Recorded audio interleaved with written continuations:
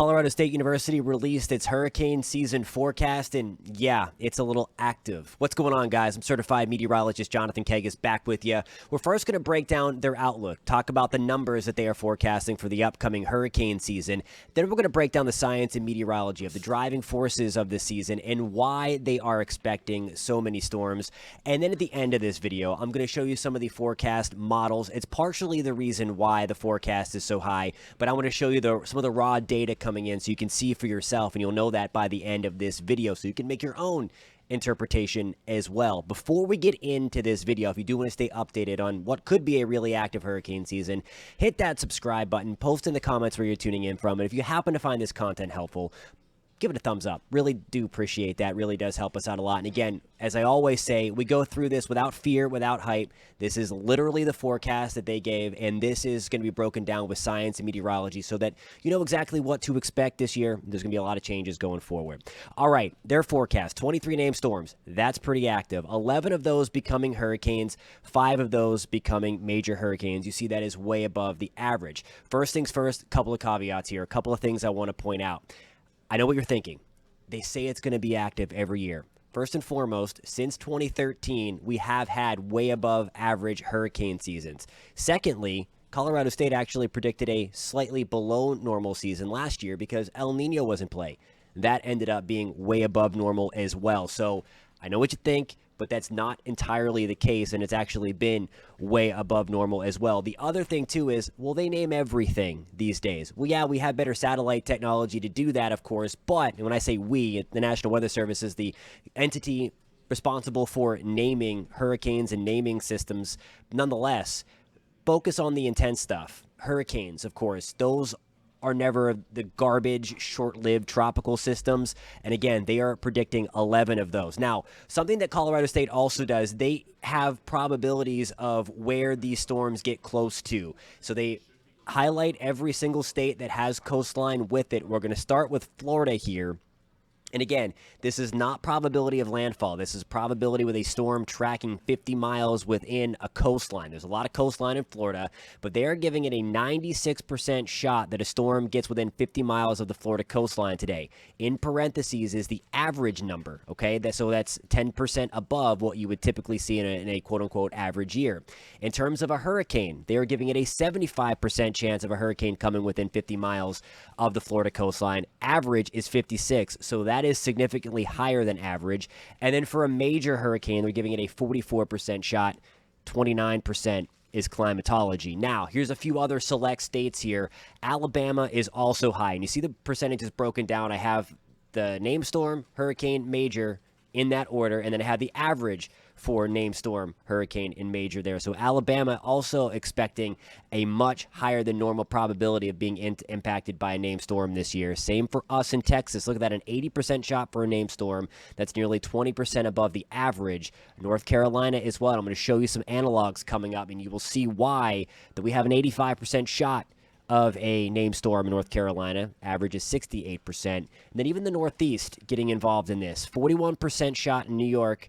26 is average. And then again, that is for a named storm. It's a 16% chance for a hurricane. And then for Maine, we have a 34% shot for a named storm, where we would typically have a 21% chance. Again, that is by average. Now, the main reason here is we get into the why are they expecting such an active season in April. And again, it is April. They're going to have more forecasts coming out as we move forward. Again, not 100% reliable, but you can catch on to some trends in what the atmosphere is doing. El Nino is still there, but it is expected to fade extremely quickly. We're looking in the equatorial Pacific, and we still see out in the Nino 3.4 region. That's the scientific area that we look. It's still red. The anomalies are warmer than normal, but just beneath the ocean surface, there's a lot of colder water ready to be upwelled, so to speak, as the trade winds continue to strengthen, push all that warmth back to Australia, and then that's going to allow the cooler air there. That matters a ton for the Atlantic hurricane season, because when you have the cooler water there, it changes where thunderstorms develop. And unfortunately for the Atlantic basin anyway, that promotes more thunderstorm development in the Atlantic in addition to reducing wind shear, which hurricanes do not like. That tends to suppress development. The other thing here too, this is from March. We talked about this in a former video, but I just wanted to show you that again, that the probabilities from the Climate Prediction Center and NOAA show again that by hurricane season, here we go, June, July, August, that the probabilities go up for La Nina. That's the blue bar here. And then really by the peak of hurricane season, we're talking a greater than an 80% chance that La Nina is in play. And they issued a La Nina watch for that back in February. Another thing I want to show you are some of the models here. We're going to get into that in just one second, but I want to show you, before we get into that, the sea surface temperature anomaly for the Atlantic. Now, this could do one of two things.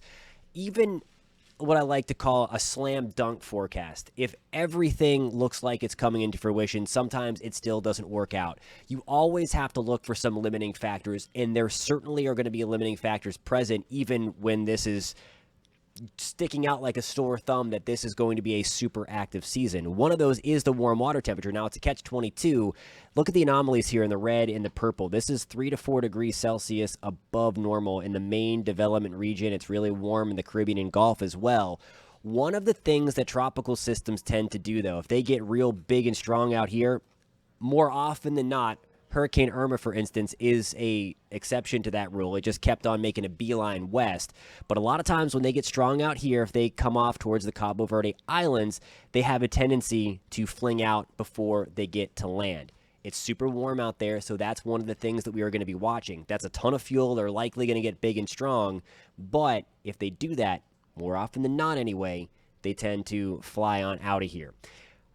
Look at some of the analogs here. There's a lot of lines on this map that you're looking at here. These are 5 hurricane seasons based on the NMME model with sea surface temperature anomaly forecast for the upcoming hurricane season. Now, there's a lot of lines on here, so I'm going to mark out in red where the hot spots are, or where there's a kind of a more consensus. And the years, if you are wondering, are 1999, 1975, 2011, 1970, and then 2010. You clearly see we have some hot spots. And we talked about also in another video that we also tend to see a more active Caribbean year when we're in an El Nino, or in a La Nina year, when especially transitioning out of a strong El Nino to La Nina, we are going to see a likely active Caribbean season. So for my friends in Central America, we're going to be watching you closely. Also in the Northeast Caribbean and around Puerto Rico. Also on the western side of the Bay of Campeche. And then close to Florida. You see that red? I mentioned about North Carolina before. There's a lot of storms that try to track on through the Bahamas and then want to curve up towards the Carolinas and then very, very close to the Florida coastline. There are a few that try to come through the Gulf as well, up toward Florida and the eastern Gulf. Now, again, these are just analogs. It's using the past to kind of look at the future. Not one analog is a slam dunk either. We just try to catch on some trends. But that's something that the folks at Colorado State used to make this forecast. And as I say, there's some limiting factors here. I want to get into some of the modeling because I think this will also kind of, I guess, just show you some of the raw data coming in. And I think that's important for you guys to see. This is the European forecast, and there's some colors and bars on here, but I want to direct your attention to the right side of this screen. That peach color means that we have a significant anomaly, by the way. I'll scroll down and show you. That's significant at 5%. This is the European forecast, and what we're looking at is the Atlantic Basin, and you see that green color here. This is the forecast. So the European model is forecasting 17 storms. Climatology is about 12 storms, okay? There's the ensembles, and that's why that comes out to a not an even number, not just a straight number. There's a dot whatever, because that's what the math shows you. I want to point something out here, though. Look at the months that are forecast. April, May, June, July, August, and September.